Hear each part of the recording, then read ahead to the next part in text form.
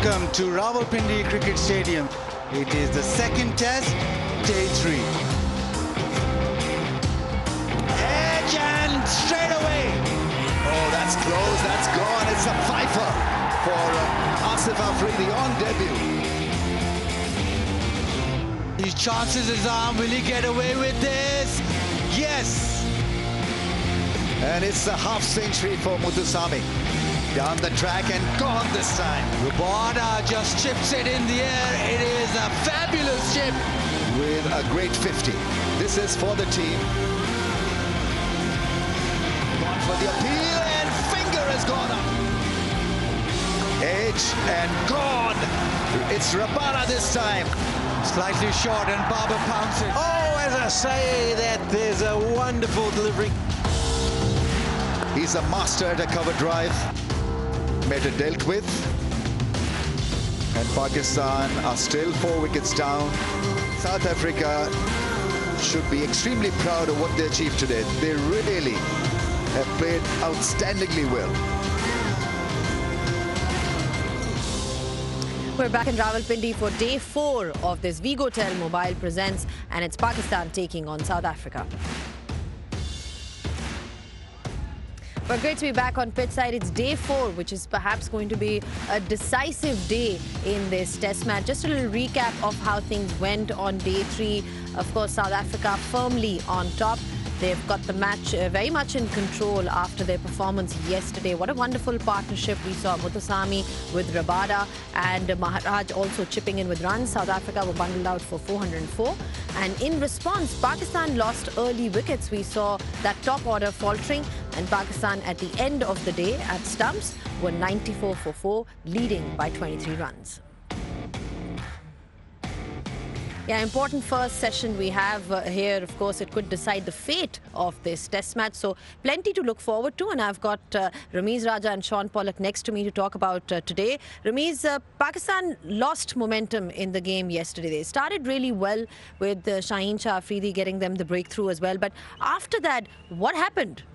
They went into a reactive mode. South Africa played brilliantly as well. There's resolve and commitment, and they read the situation a lot better than Pakistan. Pakistan were on the heels, expecting the tail-enders to make a mistake and falter, and then they probably get a breakthrough, but it did not happen. So from tactical point of view, I think they were clearly behind the 8 ball. From execution, from quality, I thought the South Africans played Pakistani spinners particularly well. You know, the threat of Noman and Sajid Khan was dealt with.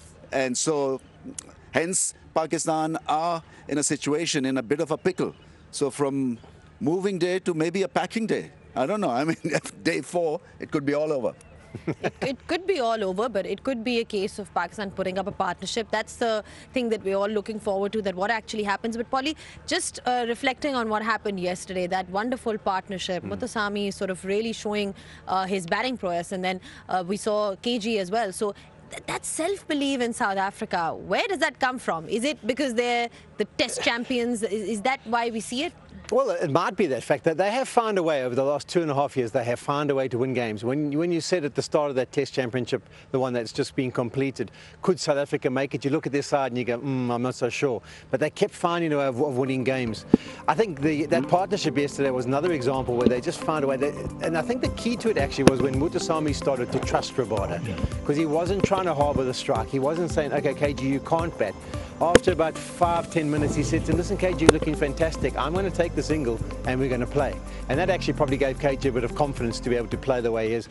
I mean, when you saw the match summary there, I can't believe we haven't found an extra line for Kagiso Rabada to put 71 in there, because, I mean, that contribution was massive. And it was just amazing to see that turnaround, because, as you say, Pakistan were ahead of the game. And they need to pick up 1 more wicket, go into the second innings with a first innings lead. And they just couldn't pick up that wicket. And it caused frustration, it caused joy and self-belief in the South African camp.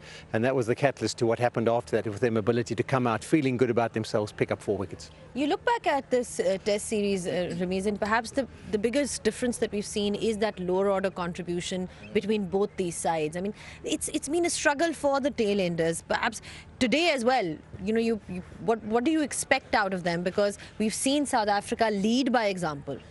Well, there is the sample size of how South Africa batted. The last 4 wickets producing more than 200 runs. It's about reading the situation and trusting your skills. And I think it has to start in the nets. It has to start with a good environment where the tailenders have a sort of a clarified role that what they need to do. Pakistan also missed a couple of chances as well. And this sort of blip of losing wickets in the second innings is causing them a lot of concern, because any other team with a 71-run lead and how you played in the first test match would have weathered the storm. But Pakistan seemed to get this on their minds. This situation is sort of expanded a lot in the mind, and so as a result, they find themselves in a lot of trouble. Now it's make or break the first session. If Rizwan or Babar Azam gets out early, and we know the tailenders have not really contributed a great deal. Who knows? I mean, it could be all over for Pakistan in a jiffy. We actually said after the first test, remember we said there's going to be a time where that lack of contribution down the order is going to cost them a test match. It didn't cost them that first one. We thought we don't have to worry because they won comfortably. They've put on 50 runs in 3 innings from 6 down, for the 6th to 10th wicket part. So that's been 50 runs in 3 innings. South Africa have put 330 in the same amount of innings. And there's been the contrast and difference. Didn't cost Pakistan in the first test, but it might just cost them here. And quickly, I think if you want to become a very good test side, then you've got to bat well in both sides, in both innings. You've got to bowl well in both innings. It can't be just a one innings miracle. Yeah. I mean, it was a miracle in Lahore. It didn't happen here. Yeah, they've got to be more consistent. But one thing that has done well in this test match is the pitch. It's definitely, there's been no demons that we've seen in the pitch so far. Let's find out if it is going to play any differently from Bazid Khan. Yeah, 4th day of the test match, and the question is, how fast will this game progress? Now, over the course of the 3 days, the pitch hasn't really progressed that much. You talk about average turn. It has been 4.2, 4.2, and then 4.5. So in terms of that, there's not been a significant amount of development of the spinners into the game. And the spinner that has got the most turn has been the one that has been the slowest, that is Maharaj. So he's been able to extract most turn, 4.9 degrees, with a little more flight. He's bowled slower. We look at the pitch, and obviously you'll have a little bit of development close to the bat. Yes, there are a few patches, but as you, come on Buggy, let's walk. As you walk down the pitch, this is beautiful. This still looks like a surface that you want to bat on. There's nothing at all that suggests that anything than the ball coming onto the bat all throughout. So all that is beautiful. It is just the end. So we come to this end, and there again, the foot marks, a little bit of development here, which you expect on any sort of surface, but you don't think that it is so bad that you can really roll a side out quickly. So this match still is open. Yes, Pakistan slightly on the back foot, but it is still battable. You can still put up runs, and a good partnership like we saw with South Africa. A couple of good partnerships turned the game. A couple of good partnerships. Pakistan could turn the game. I think the first hour or so, first hour and a half will be so important, because that's where the tone of the day does get set. Well, Bazid Khan, just talking about these conditions, Ramiz, I mean, talking about the fact that there's not been a lot of extravagant turn, then what explains the top order sort of faltering, giving Simon Harmer 3 wickets? So is it a case of just poor batting from Pakistan then? Yeah, I'm not exactly poor batting, but the extraneous stuff in their mind that they need to survive now. 71-run lead. What will happen if they get out? What will happen? So it was a mental thing, and also South Africa bowled splendidly well. I think the degree of spin will not hurt batsmen that much if you compare the variations that we saw at Lahore. The ball was jumping from that length. There was a lot more debris outside the off stump. And so it was difficult batting against the spin. Not so much here. So if you can deal with the extravagant spin, then you'll be all right. But it's the mental thing. Right now, Pakistan needs to be mentally strong. Right. Mental belief is what we're talking about. Self-belief is what we're talking about. That's what we need to see from Pakistan. South Africa, well, they're definitely in for a great chance. And I'm sure their confidence is going to be super high. We'll take a short breather. And on the other side, we'll be discussing this in more detail. So don't go anywhere.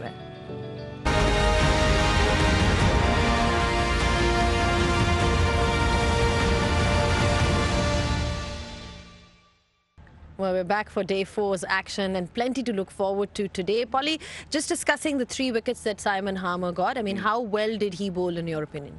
I thought he was very good. I was surprised. I was like toying with the fact of who they would go to as the first spinner.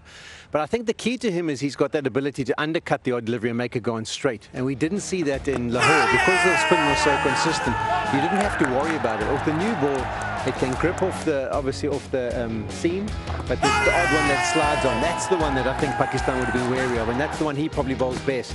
Rabada was fantastic. He created opportunities the first innings, didn't get the catches taken. And then the last one from Harmer, that was, for me, that was fantastic, because you shouldn't really be deceived by a ball bowled that slow. You should be able to adjust as a batter, but he perfectly looped it up, did him in the flight, got him out in front of himself, and then as he drove, he got the edge through. So, yeah, Harmer's been really good, and I'll be interested to see how they start. I think they'll probably start with Rabada and Maharaj this morning, but I wouldn't be surprised if Harmer gets a go soon after. Right, Babar Azam, again, Pakistan resting their hopes, spinning their hopes on someone like him. He's out there with Rizwan, and he was looking really good yesterday, Ramisa. Yeah, I mean, this is the best I've seen of Babar Azam in the last year and a half in Test match cricket, because his defence was immaculate, the driving through the offside was heavenly, and there were a crowd there to enjoy this knock from Babar Azam. So he holds the key to success. I don't know under what circumstances he'll be operating out there, because he's carrying the burden of the entire innings on himself, and he bats well with Rizwan, by the way. You know, a couple of 100-run partnerships in Test match cricket, like 450-run partnerships as well. But once he defends well, then everything else falls into place. And so his play against spin, his play against pace was extremely efficient and important. Yeah, I mean, nothing earth-shattering about it. He plays through the offside brilliantly. We've always known Babar Azam does that. I suppose South Africa will probably see him after what he's put on as the key to get out. But the good news is, Osama was telling me this morning that when he has a sleep and comes back to play his innings, he doesn't go very well. So we'll have to wait and see how that goes today. He doesn't sleep well, or he doesn't score? No, he doesn't get runs after sleeping. Restless. Osama told us that one, so we'll have to see how it gets on. If he ends up scoring, then we're definitely coming for you. But it's not just about Babar Azam, Polly. Rizwan is also on the other end, and we saw that it is about partnerships. We can take a leaf from 100%. South Africa's book. How do you think Pakistan should go about their business? Salman Ali Ala and Rizwan, I think those two are key as well, because why are they positive? So they're not going to allow South Africa just to bowl to them. If they get opportunity, they are going to score. They have to score. They have to get runs on the board to give themselves a bit of a buffer to try and bowl South Africa out. So there's obviously these 3 batters. You've got Baba, who's in, and he'll occupy the crease. The other 2, they have to form partnerships with them and play positive. South Africa need 2 wickets, and then they're going to feel they can run through the tail again. All right. Thank you so much, gentlemen, for your thoughts. And of course, we are only moments away from all the live action. Babar Azam and Rizwan are out there, and they've got a job to do. They've got to build a partnership. They've got to take a leaf out of South Africa's book, the way we saw their tail sort of hang around and score all those runs. What a wonderful performance. What a wonderful fight back it's been from South Africa so far. So all to play for on day 4 as we take a short break, and we'll see you guys on the other side.